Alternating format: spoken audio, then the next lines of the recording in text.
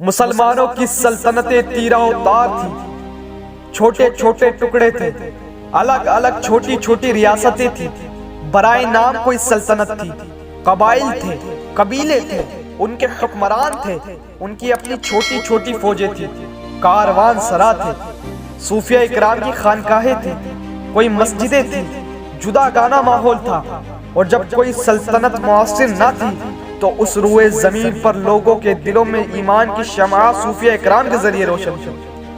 صوفیہ اکرام کے وجود سے شمعائے ایمان روشن تھی، اور اسی دور میں یہ بعد میں جو خلافت عثمانیہ بنی، سلطنت عثمانیہ، اس کی بنیاد ڈالنے کی جد و جہد ہو رہی تھی۔ اس خلافت عثمانیہ جو 1924 میں فرسٹ ورلڈ وار کے بعد جا کر ٹوٹ گئی، اس کا بانی ارطغرل تھا۔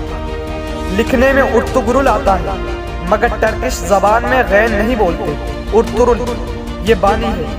وہ ایک نئی اسلام کی عالمی سلطنت قائم کرنے کی جد و جہد کر رہا تھا۔ مارکے ہو رہے تھے، جنگیں ہو رہی تھیں۔ 656 ہجری کے قریب تاتاری فتنہ بغداد آیا اور 22 سے 24 لاکھ مسلمانوں کا قتل عام کیا، اور دریائے دجلہ ہفتوں تک 2.5 ملین مسلمانوں کے خون سے سرخ ہو کر بہتا رہا۔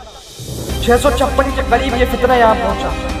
ادھر مقابل سلطنت عثمانیہ کی تشکیل کی جد و جہد ہو رہی تھی۔ ارطغرل یہ سلیمان شاہ کا بیٹا تھا اور کونیا ہیڈ کوارٹر تھا سلجوقی سلطنت سلطان علاؤالدین کا، اور یہ سلطان علاؤالدین جب بادشاہ تھا تو ادھر مولانا روم آباد ہو چکے تھے، کونیا میں سیٹل ہو چکے تھے، اور یہ جو سلطان علاؤالدین تھا سلجوقی، اس کی بھتیجی حلیمہ سلطان کی شادی ہوئی ارطغرل سے۔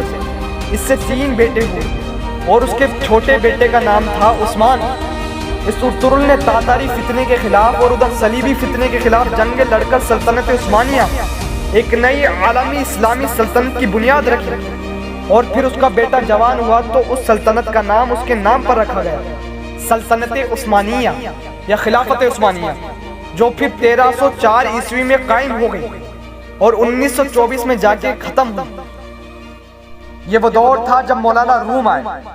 یہ ارطغرل جس کی میں نے بات کی، سلطنت عثمانیہ کا بانی، اس کی ڈیتھ ہوئی 680 میں۔ وہ زمانہ شیخ اکبر محی الدین ابن العربی کا تھا، ان کا وصال 640 میں ہوا۔ ارطغرل شیخ اکبر محی الدین ابن العربی سے رہنمائی لیتا تھا۔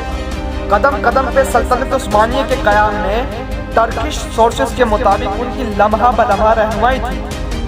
سمجھانا مقصود یہ ہے، جب لوگوں کے دل ٹوٹ گئے تھے، سلطنتیں منتشر ہو گئی تھی، حکومتیں تیرہ اتار ہو گئی تھی، امت مسلمہ کا کوئی مرکزی محور نہ تھا، ان کو کوئی سنبھالنے والا نہ تھا، تو عالم اسلام میں مسلمانوں کا ایمان صوفیہ کی وجہ سے قائم